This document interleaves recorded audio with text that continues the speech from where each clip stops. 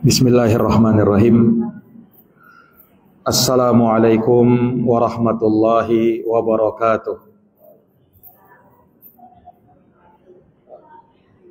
Innal hamdalillah nahmaduhu wa nasta'inuhu wa nastaghfiruh wa na'udzu billahi min syururi anfusina wa min sayyiati a'malina.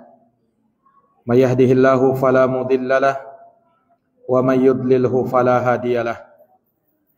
Asyhadu an la ilaha illallah wahdahu la syarikalah wa asyhadu anna Muhammadan abduhu wa rasuluh.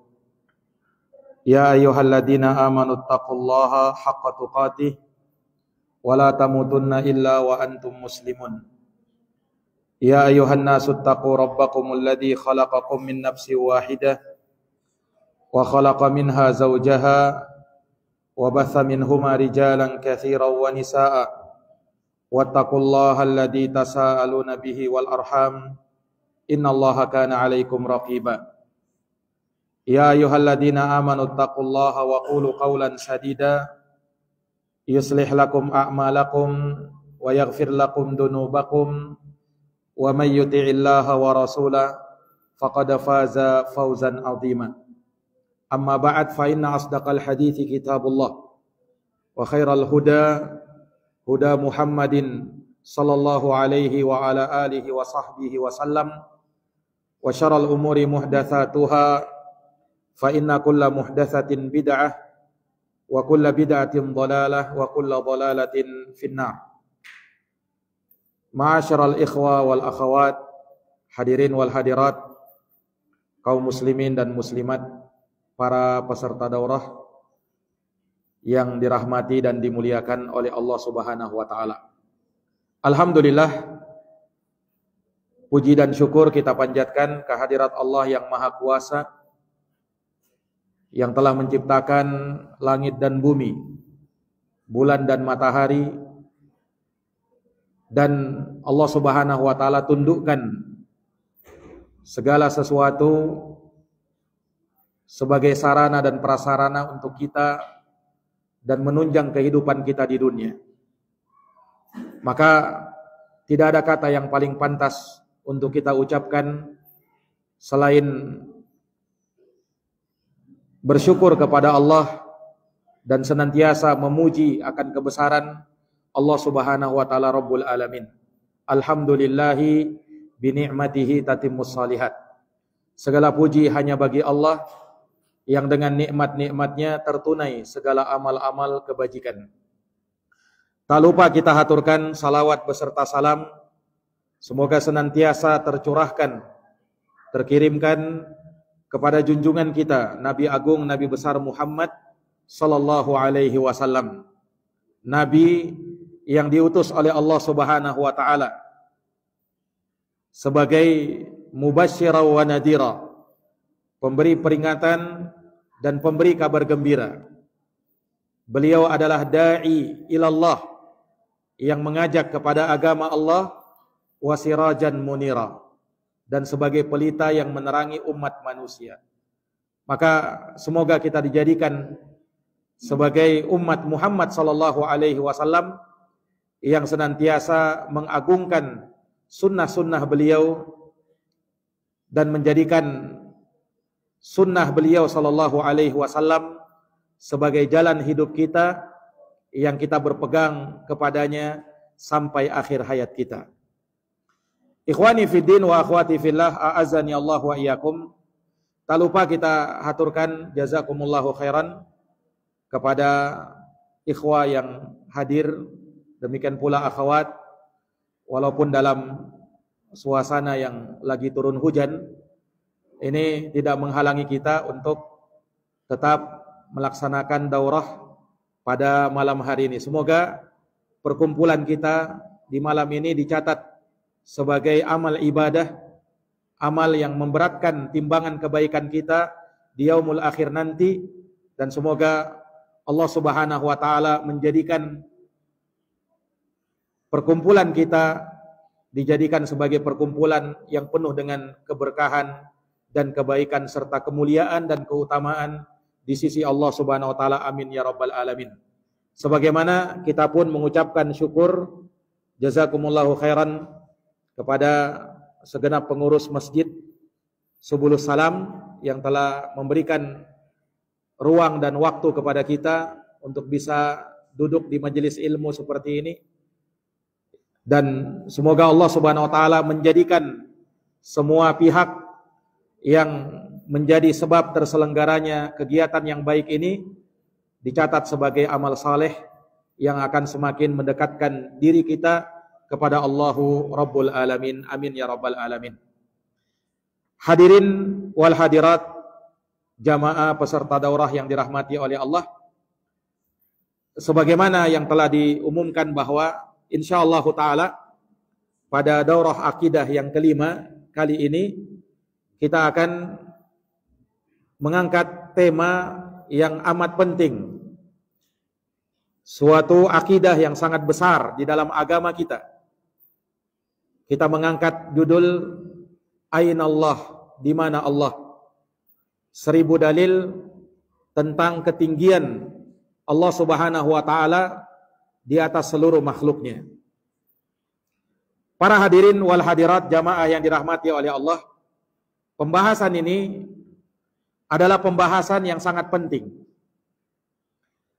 Dan dia adalah bahagian dari akidah Islam yang disepakati oleh seluruh kaum muslimin. Tidak ada yang menyelisihi akidah ini, melainkan dia adalah kelompok yang menyimpang dari jalan agama Islam. Namun bersamaan dengan jelasnya akidah ini terkait dengan ketinggian Allah Subhanahu wa taala di atas seluruh makhluknya, tetapi tidak sedikit dari orang-orang yang menisbatkan diri kepada Islam, baik dari kalangan terpelajarnya maupun yang tidak terpelajarnya, masih keliru dan masih salah kaprah di dalam akidah yang besar ini. Dan di sana ada syubhat-syubhat yang dihembuskan oleh sebagian orang-orang yang menyimpang di dalam akidahnya, membuat rancu dan ragu terhadap akidah yang sudah terang, yang terlalu banyak dalil-dalilnya, baik dari Al-Quran, Sunnah, ijma' para ulama, bahkan dari akal dan juga fitrah manusia. Lengkap sisi pendalilan tentang ketinggian Allah Subhanahu wa taala Rabbul Alamin. Maka sebagai nasihat bagi kita dan bagi kaum muslimin, untuk mengingatkan kita dan kaum muslimin secara umum, dan juga dalam rangka untuk membela kehormatan agama dan sunnah Rasulullah sallallahu alaihi wasallam. Jikalau seseorang membela kehormatan saudaranya saja, itu mendapatkan keutamaan sebagaimana disebut di dalam hadis yang diriwayatkan oleh Imam Tirmidzi, kata baginda Nabi sallallahu alaihi wasallam, "Man radda an irdi akhihi raddallahu an wajhihi an-nar yaumal qiyamah." Barang siapa yang membela kehormatan saudaranya, maka kelak di hari kiamat nanti Allah akan melindungi wajahnya dari azab api neraka. Ini membela kehormatan saudara muslim. Maka bagaimana lagi kalau yang dibela adalah agama Allah? Bagaimana lagi kalau yang dibela adalah sunnah Rasulullah, hadits-hadits Rasulullah sallallahu alaihi wasallam? Apa yang menjadi akidah yang benar, akidah yang disepakati oleh umat Islam, yang tidak ada perselisihan di dalamnya. Tentu ini lebih mengharuskan seseorang itu akan mendapatkan kemuliaan dan keutamaan dan dibebaskan dari neraka Allah Subhanahu wa taala. Para hadirin wal hadirat, jamaah yang dirahmati dan dimuliakan oleh Allah. Allah Subhanahu wa taala disifatkan dengan banyak sifat. Tidak ada yang mengetahui jumlah sifat Allah Subhanahu wa taala. Demikian pula nama-nama Allah, melainkan hanya Allah Subhanahu wa taala sendiri. Namun di antara sifat Allah Subhanahu wa taala yang besar, yang banyak disebutkan di dalam Al-Qur'an maupun sunnahnya Nabi sallallahu alaihi wasallam, adalah sifat yang disebut dengan sifatul ulu, sifat ketinggian Allah Subhanahu wa taala. Dan para ulama menyebut bahwa ketinggian Allah Subhanahu wa taala itu globalnya ada dua macam. Ada ketinggian sifatnya Allah dan ada ketinggian zatnya Allah. Ada ulu sifat dan ada ulu zat. Ulu sifat yaitu ketinggian sifatnya Allah Subhanahu wa taala. Dan ini adalah perkara yang disepakati oleh seluruh manusia yang menisbatkan kepada Islam. Tidak ada yang mengingkari ini. Termasuk golongan yang paling menyimpang sekalipun, seperti Jahmiyah, mereka meyakini akan ulu sifat. Betapa tingginya sifat-sifatnya Allah Subhanahu wa taala. Tidak ada yang mengingkarinya. Ini yang pertama. Adapun yang kedua, yaitu ulu zat, sifat ketinggian zatnya Allah Subhanahu wa taala. Inilah yang banyak diingkari oleh mayoritas manusia yang menisbatkan kepada Islam, baik dari kalangan Jahmiyah, Mu'tazilah, Asy'ariyah dan lain sebagainya. Dan nanti akan kita terangkan ya, bagaimana akidah Ahlus Sunnah wal Jamaah di dalam hal ini, dan kita akan berbicara tentang ulu zat secara khusus sebagai tema utama pembahasan kita, yakni membahas tentang ketinggian sifatnya Allah Subhanahu wa taala. Nah, para hadirin yang dirahmati dan dimuliakan oleh Allah Subhanahu wa taala, berkaitan dengan Allah Subhanahu wa taala tinggi di atas seluruh makhluknya, maka dalil-dalil yang berkaitan dengan hal ini lengkap. Dalil-dalilnya lengkap ya. Baik dari Al-Qur'an, sunnah, demikian pula ijma' para ulama, kemudian dalil dari sisi akal dan juga dalil dari fitrah manusia.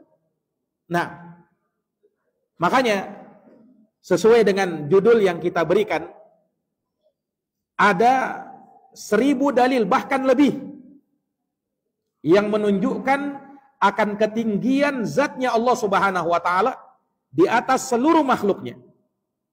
Dan yang menyatakan seperti ini bukan kita sendiri, tetapi para ulama.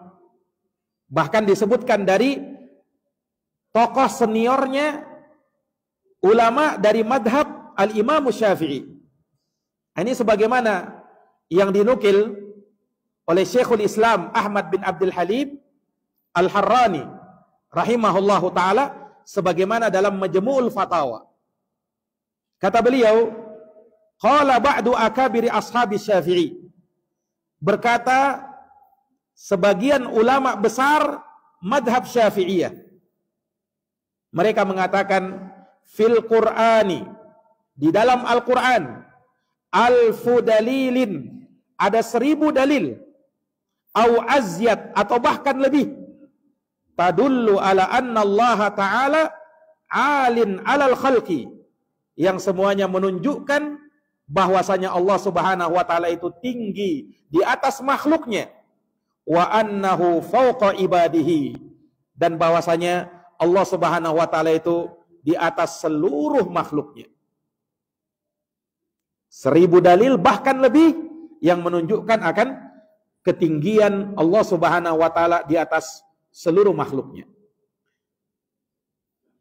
Dan dalil-dalilnya beraneka ragam dengan banyak bentuk dan sisi. Akan kita terangkan sebagiannya. tentu kita tidak akan menyebut 1000 dalilnya. Tetapi kita akan isyaratkan hal-hal tersebut, dalil-dalil tersebut ternyata banyak disebutkan di dalam Al-Quran. Para hadirin jamaah yang dirahmati dan dimuliakan oleh Allah Subhanahu wa taala, di antara dalil yang disebutkan di dalam Al-Quran, Allah Subhanahu wa taala menyebut di dalam Al-Quran bahwa Allah Subhanahu wa taala ketika memuliakan Nabiullah Isa alaihi salam, Allah mengangkat Nabi Isa ke sisinya. Ini disebutkan dengan lafadz ar-raf'u, yang di dalam bahasa Arab artinya mengangkat. Seperti dalam surat Ali Imran ayat 55. Allah menyatakan, "Idz qala Allahu ya Isa, inni mutawaffika wa rafi'uka ilayya." Dan ingatlah tatkala Allah berfirman, "Wahai Isa, sesungguhnya aku menidurkan kamu dan mengangkat kamu ke sisiku." Dan di ayat yang lain di surat An-Nisa ayat 158 Allah nyatakan, "Bal rafa'ahu Allahu ilaihi." Bahkan Isa telah diangkat oleh Allah Subhanahu wa taala kepadanya, yaitu kepada Allah Subhanahu wa taala. Maka dalam ayat ini Allah menyelamatkan Nabi Isa dari pembunuhan yang ingin dilakukan oleh orang-orang Yahudi, dan Allah Subhanahu wa taala mengangkat Nabi Isa ke sisinya. Dan para ulama menyebutkan ya bahwa ayat ini menjadi dalil yang tegas dan jelas Allah Subhanahu wa taala itu tinggi di atas sana. Karena Allah menyelamatkan Nabi Isa dengan cara mengangkat. Allah angkat beliau ke sisinya. Dan kata para ulama bahwa kata ar-raf'u, mengangkat, dalam seluruh bahasa ini hanya digunakan untuk menunjukkan ke arah atas. Tidak mungkin orang mengangkat itu ke arah bawah, tidak mungkin. Yang namanya mengangkat itu dari bawah ke atas. Allah mengangkat Isa ke sisinya. Berarti Allah di mana? Allah di atas sana. Nah, ini para hadirin yang dirahmati dan dimuliakan oleh Allah. Ini dengan lafadz ar-raf'u. Kemudian dengan lafadz as-sa'ud. Ini disebut di dalam Al-Quran, seperti dalam surat Fatir ayat yang ke-10. Allah menyatakan, "Ilaihi yas'adul kalimut thayyib wal amalus salih yarfa'uh." Kata Allah Subhanahu wa taala, kepadanya lah naik kalimat-kalimat yang baik dan amal saleh juga diangkat kepadanya. Di sini dengan lafadz as-sa'ud. As-sa'ud yang bermakna dinaikkan kepada Allah. Dan para jamaah sekalian, kata as-sa'ud yang bermakna naik, di mana seluruh perkataan-perkataan baik dan amal soleh dinaikkan oleh Allah, maka kata as-sa'ud, kata naik itu dalam seluruh penggunaan bahasa tidaklah digunakan kecuali untuk menunjukkan ke arah atas.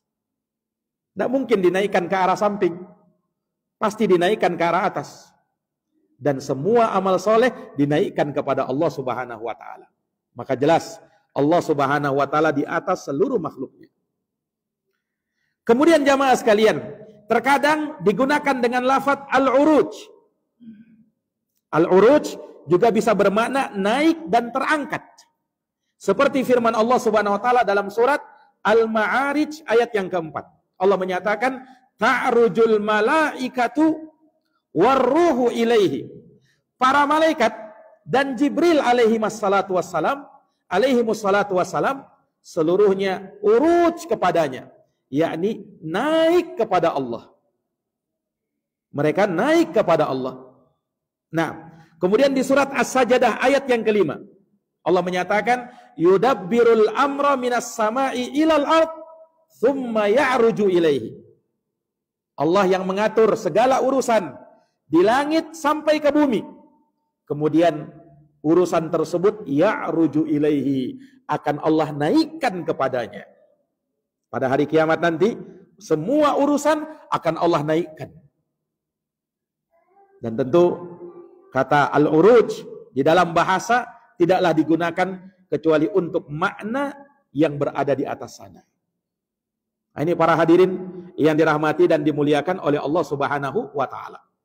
Kemudian terkadang Allah Subhanahu wa taala menyebutkan akan ketinggian zatnya dengan menyebutkan di dalam Al-Quran lafaz al-fauq.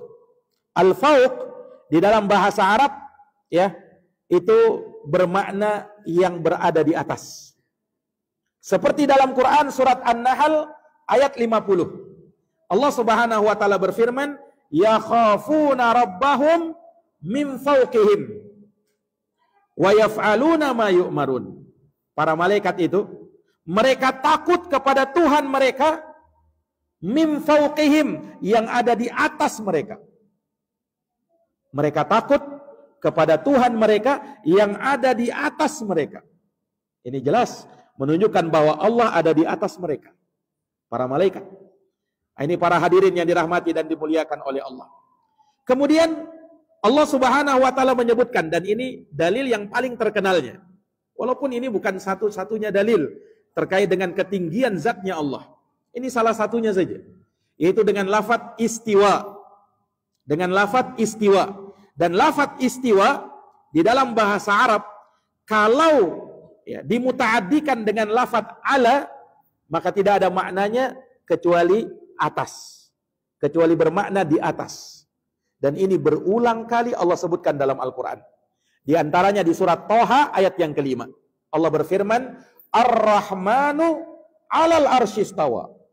Allah yang maha pengasih, maha penyayang, alal arsy, dia berada di atas arash. Istawa, yaitu Allah Subhanahu wa taala tinggi di atas sana. Para hadirin yang dirahmati oleh Allah, di sini disebutkan lafaz arash. Arash itu adalah sariratul malik. Dia adalah singgasananya Allah Subhanahu wa taala.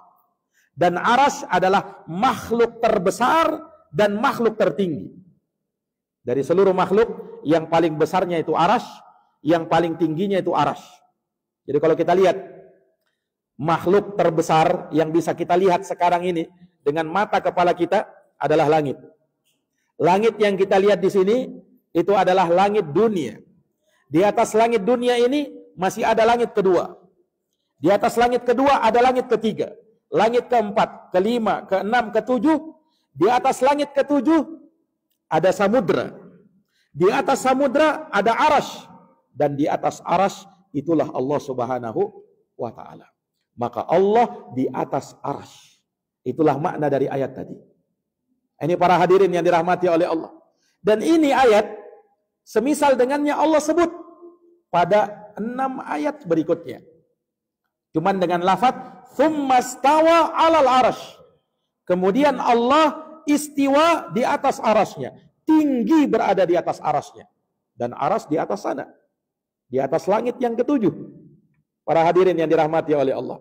Dan ini Allah sebutkan di 6 ayat yang lain. Seperti dalam surat Al-A'raf ayat 54. Yunus ayat yang ketiga.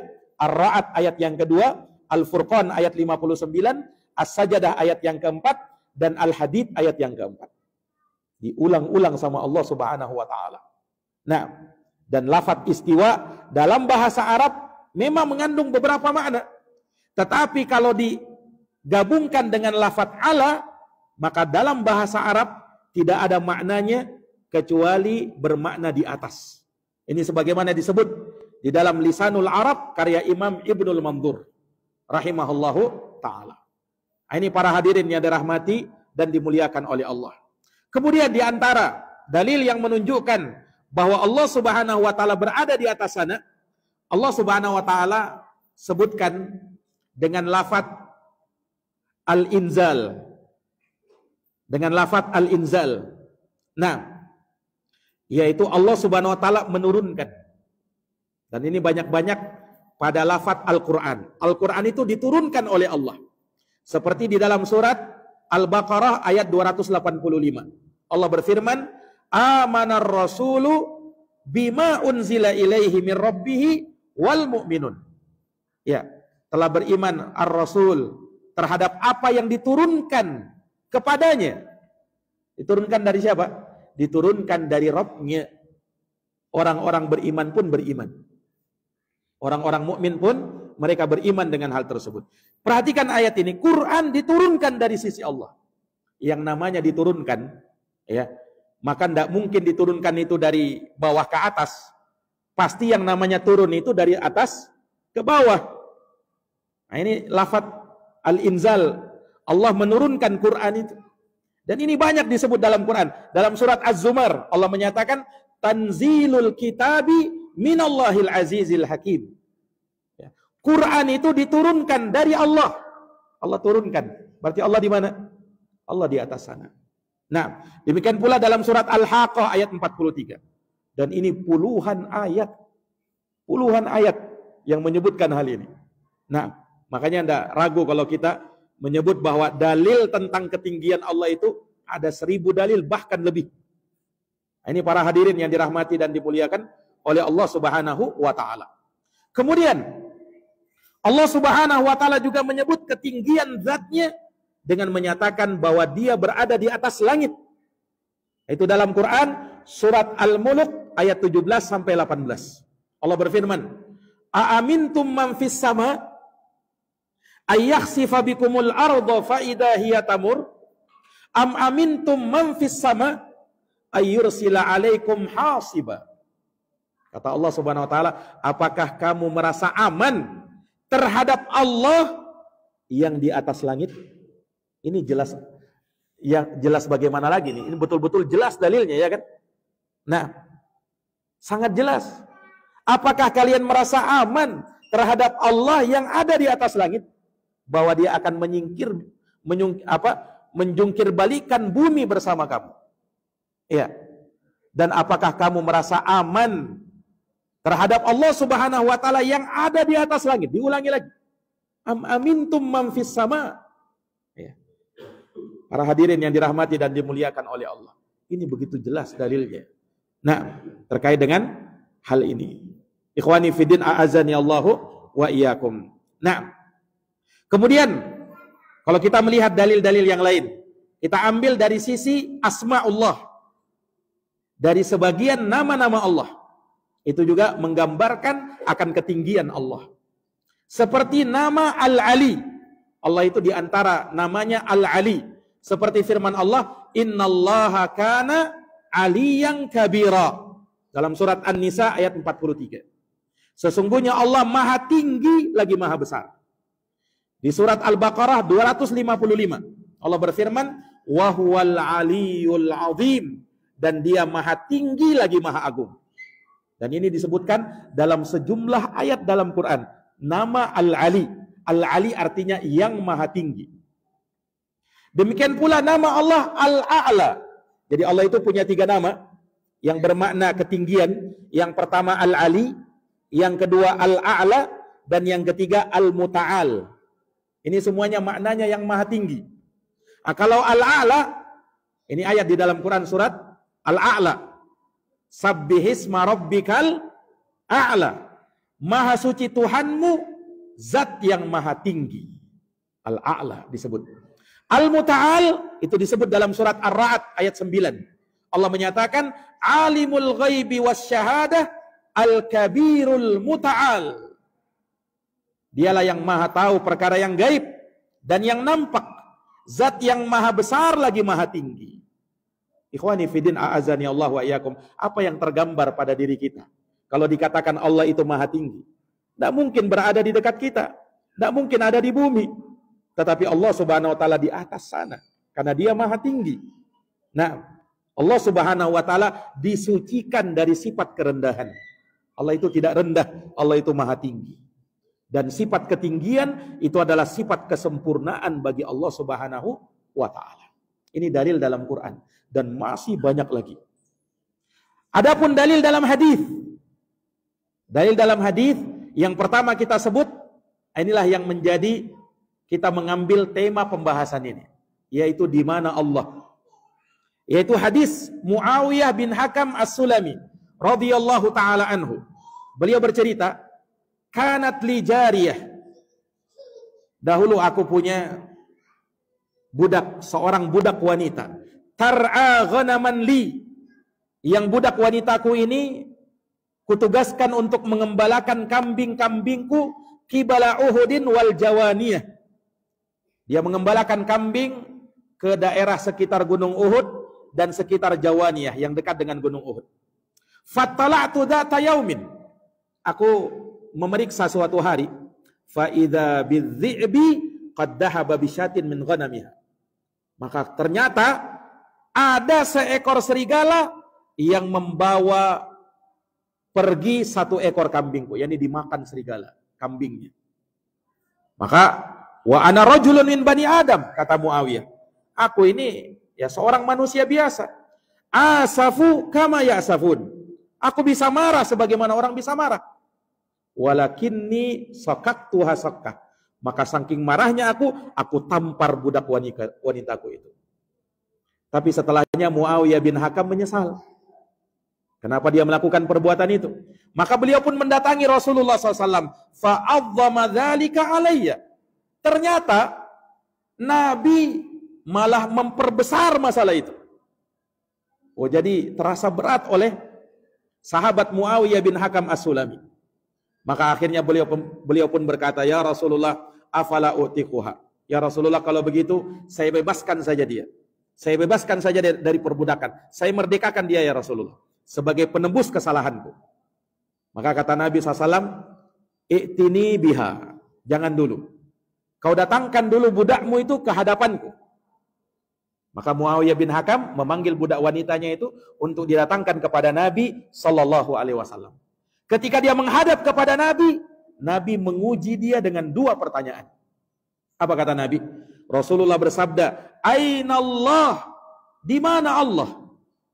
Jadi pertanyaannya Nabi ini, Aina Allah? Di mana Allah? Maka wanita itu menjawab, Fis sama, Allah ada di atas langit. Kemudian Nabi tanya pertanyaan kedua, Man ana? Siapa saya? Qalat anta Rasulullah. Kata budak wanita ini, kamu adalah utusan Allah. Maka Rasulullah mengatakan, sebagai bentuk pembenaran terhadap jawaban wanita ini, kata Nabi apa? A'tiqha fa innaha mu'minah. Bebaskan dia sekarang karena wanita ini adalah seorang mukminah, seorang wanita yang beriman. Coba. Jadi Nabi SAW menjadikan keimanan tanda orang beriman kalau dia meyakini Allah ada di atas sana. Kalau dia tidak meyakini Allah di atas sana, dipertanyakan keimanannya. Ikhwani fiddin, a'azani Allah wa iyyakum. Ya, makanya mengomentari hadits ini Imam Az-Zahabi. Dan Imam Az-Zahabi ini ulama ahli hadis, ahli tarikh, dan beliau ulama dari madhab Asy-Syafi'i. Dan supaya didengar oleh orang-orang yang menisbatkan diri kepada madhab Syafi'i. Imam Az-Zahabi berkata ketika meriwayatkan menukil hadits ini, beliau mengatakan, hakadha ra'ayna kullaman yus'alu aina Allah yubadiru bi fitratihi wa yaqulu fis sama' fa fil khabari mas'alatan. Kata beliau, demikianlah kami melihat semua orang yang ditanya aina Allah, di mana Allah, kalau fitrahnya masih selamat, kata beliau, kalau fitrahnya belum rusak, maka pasti dia akan mengatakan fis sama, Allah ada di atas langit. Nah, kata Imam Az-Zahabi, di dalam hadits ini ada dua permasalahan penting. Kata Imam Az-Zahabi, ihdahuma, yang pertama, masyru'iyatu qaulil muslim aina Allah. Yang pertama, disyariatkan seorang muslim untuk bertanya dengan pertanyaan aina Allah, di mana Allah. Itu masyru', kata Imam Az-Zahabi. Ini bukan saya yang bilang. Imam Az-Zahabi, imam besar dari madhab Syafi'i. Boleh orang bertanya aina Allah, karena sebagian orang mengatakan tidak boleh ada pertanyaan aina Allah ini, tidak boleh. Nah, bagaimana tidak boleh? Nabi saja bertanya begitu. Kemudian Imam Az-Zahabi mengatakan disyariatkan malah untuk bertanya aina Allah, di mana Allah. Dan dengan itulah kita menguji keimanan seseorang. Nah, kemudian wasaniha, yang kedua, kata Imam Az-Zahabi, qaulul mas'ul fis sama, bahwa ucapan orang yang ditanya dengan pertanyaan aina Allah, di mana Allah, jawabannya yang benar adalah fis sama, Allah ada di atas langit. Maka kata Imam Az-Zahabi, kata beliau, faman angkara hatainil mas'alatain, siapa yang mengingkari dua permasalahan tadi, yaitu bertanya aina Allah dan jawabannya fis sama. Siapa yang mengingkari dua hal ini, fa innama yunkiru alal Mustafa, maka sungguh dia telah mengingkari Rasulullah sallallahu alaihi wasallam. Ikhwani fiddin, a'azani Allah wa iyyakum. Nah, hadis yang tadi kita bacakan, hadis Muawiyah bin Hakam As-Sulami, itu hadis sahih riwayat Imam Muslim.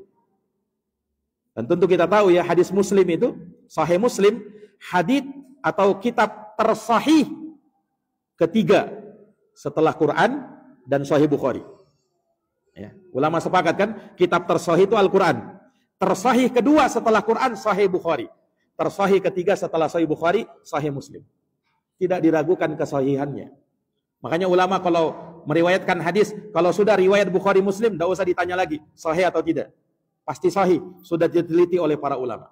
Beda kalau riwayat Abu Daud, Tirmizi, An-Nasai, Ibn Majah, Ahmad, Ad-Darimi, ya, Imam Malik dalam Muwatta'nya, masih dipertanyakan ini sahih atau tidak. Tapi kalau Bukhari Muslim, tidak usah ditanya lagi. Tapi subhanallah, bersamaan dengan itu, ada sebagian orang yang berusaha melemahkan hadis ini. Padahal sahih riwayat Muslim. Ya, ulama ahli hadis sepakat ini hadis sahih. Tapi orang-orang yang datang belakangan saja yang mengatakan hadisnya dhaif. Nah, ini dari mana dia mengambil? Dia sudah mengingkari banyak para ulama kaum muslimin yang menetapkan kesahihan hadis tersebut. Ini ikhwani fiddin, a'azani Allahu wa iyyakum. Nah, maka ini jelas menunjukkan Allahu fis sama, Allah itu ada di atas langit. Ya. Juga di antara dalil yang menunjukkan Allah itu tinggi di atas sana, dalil yang paling jelas ikhwani fiddin, yang diakui oleh semua umat Islam. Dalil apa? Dalil tentang peristiwa Isra dan Mi'rajnya Nabi. Ya, para ulama ahli hadis mengatakan hadis-hadis yang berkaitan tentang Isra dan Mi'raj itu mencapai derajat mutawatir. Kalau hadis mutawatir itu lebih daripada hadis sahih. Dia hadis sahih yang berada pada tingkat dan level yang paling tinggi. Itu hadis mutawatir namanya. Hadis tentang Isra Mi'raj itu mutawatir. Nah, hadis tentang Isra Mi'raj ini jelas sekali menunjukkan Allahu fis sama. Allah itu ada di atas sana. Kenapa? Karena Nabi diperjalan malamkan dari Masjidil Haram, Makkatul Mukarramah, ke Masjidil Aqsa, Palestina. Kemudian dari Masjidil Aqsa dimi'rajkan oleh Allah ke atas langit. Melewati langit pertama, langit kedua, langit ketujuh, sampai ke Sidratul Muntaha, dan berjumpa dengan Allah, dekat dengan Allah Subhanahu wa taala. Di atas sana. Iya. Andaikan Allah tidak di atas sana, ngapain Nabi SAW Isra dan Mi'raj ke atas sana? Ya, dalil yang sangat jelas. Ya. Terkait dengan apa namanya? Terkait dengan ketinggian Allah Subhanahu wa taala. Ya. Ini para hadirin yang dirahmati dan dimuliakan oleh Allah. Satu lagi, ya, di antara dalil yang menunjukkan akan ketinggian zatnya Allah Subhanahu wa taala di atas seluruh makhluknya, yaitu hadis tentang nuzul. Ini juga banyak diingkari oleh sebagian manusia pada hari ini. Padahal hadisnya sahih, riwayat Bukhari Muslim. Hadis Abu Hurairah radhiyallahu anhu. Bagaimana konteksnya? Teksnya bagaimana?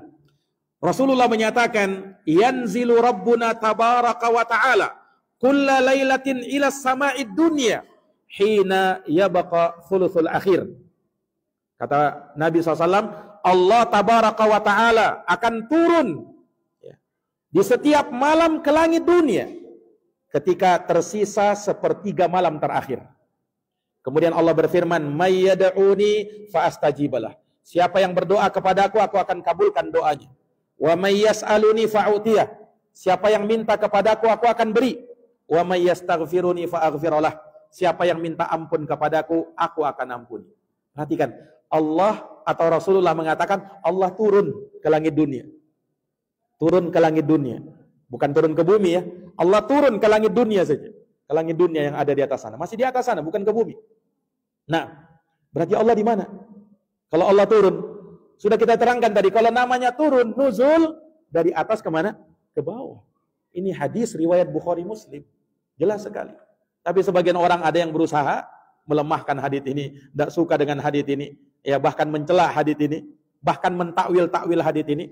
Nah, ini yang insyaallah taala akan kita sebutkan di antara syubhat-syubhat ya yang disebutkan oleh orang-orang yang mengingkari tentang ketinggian Allah Subhanahu wa taala di atas sana, dan kita akan sebutkan juga dalil dari ijma' para ulama tentang ketinggian Allah Subhanahu wa taala, dan beberapa syubhat akan kita jawab terkait dengan permasalahan ini dari hal-hal yang penting. Insyaallah taala ba'dal isya kita akan lanjutkan langsung ya untuk melengkapi pembahasan kita biidznillah taala, wallahu taala a'lam bissawab.